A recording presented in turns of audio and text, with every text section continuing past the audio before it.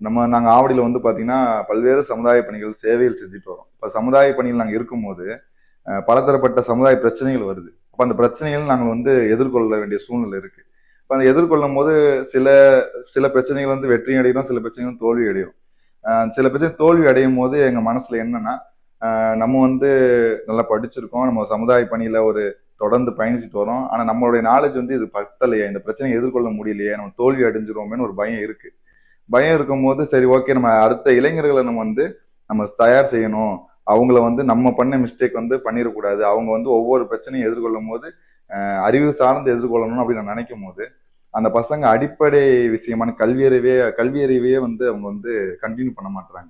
என்ன பண்றாங்க, மாறா வந்து அந்த 12வது படிக்கக்கூடிய ஏஜ்லயே வந்து போதை பொருள், அப்புறம் பணம் சம்பாதிக்கிறதுக்காக வேற ஏதாவது பார்ட் டைம் ஜாப் தொழில், இந்த மாதிரி என்ன பண்ணிடுறாங்க, அவங்க அறிவை வளர்த்துக்காம வேற வேற பாதையில போயிடுறாங்க.